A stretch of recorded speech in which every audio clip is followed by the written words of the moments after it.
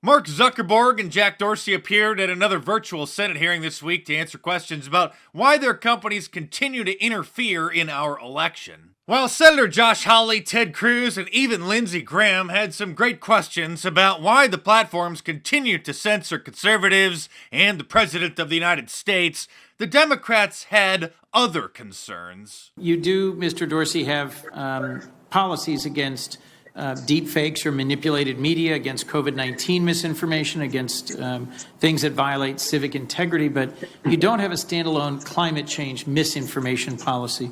Why not?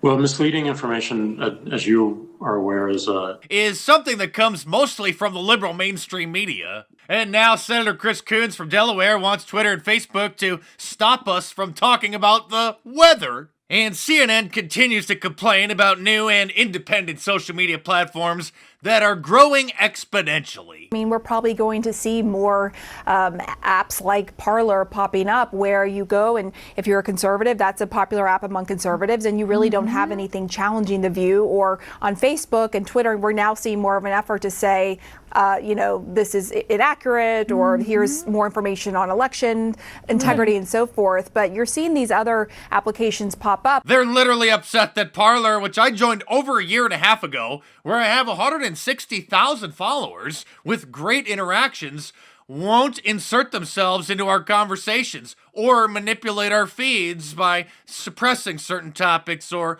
artificially amplifying others. In the late 19th century, the heads of the biggest corporations in America, the robber barons, got together and they set rates, they set prices, they determined how they would control information flow, they determined how they get rid of competition. And I'll be darned if we aren't right back there again. Except for this time, you're the robber barons. Your companies are the most powerful companies in the world. And I want to talk about how you're coordinating together to control information. There are rules about what a television station can do. There are rules about what a newspaper can do.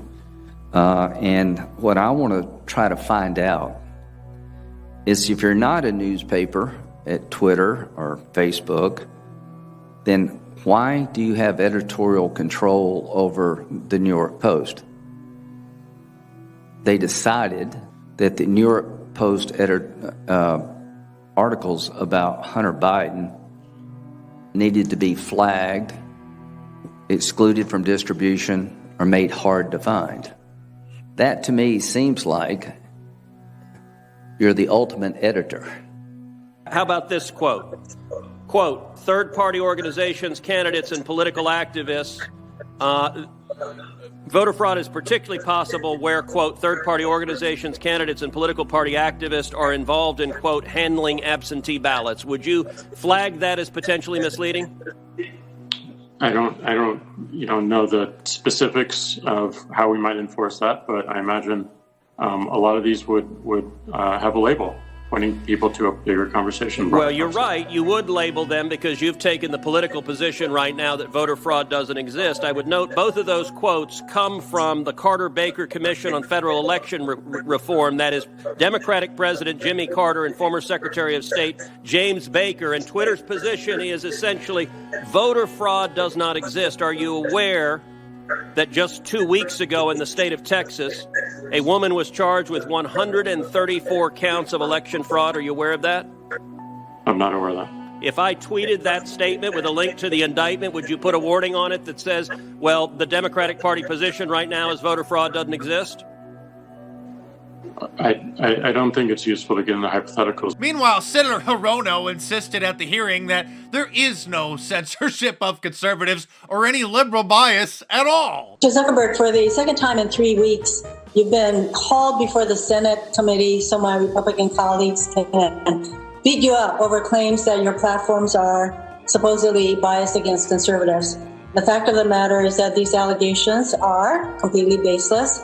Everyone who has systematically looked at the content of social media, from Media Matters to the Cato Institute to former Republican Senator John Kyle, has found absolutely no evidence of anti-conservative bias. She cited Media Matters and said with a straight face, there's no liberal bias at all. Keith Olbermann, who, like everyone these days, is a YouTuber now, is losing his patience with Twitter because they haven't banned President Trump yet. This is Olbermann versus Trump, and I'm not Trump. Twitter must ban him today, right now, permanently. Ban Trump from Twitter for life.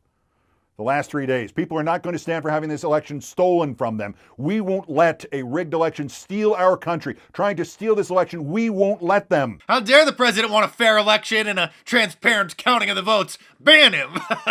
And CNN is reporting that President Trump is acting like a dictator because, well, he doesn't want any voter fraud. What is going on here is the sitting president of the United States of America acting like a dictator, trying to steal an election before the eyes of Americans, an election where he lost, and significantly so, both in the Electoral College and in the national popular vote. He is aggressively acting against the will of the American people. Of course, everything CNN reports is exactly the opposite of reality. A dictator would stop investigations into voter fraud. And now a second Republican-leaning county in Georgia just found a memory card that election officials forgot to include in the initial count. And last year, Democrat senators, including Elizabeth Warren, warned about the dangers of electronic voting machines switching people's votes, including specifically the Dominion voting machines, which were used in dozens of states. But now that Republicans are raising those same concerns and evidence shows that's exactly what happened,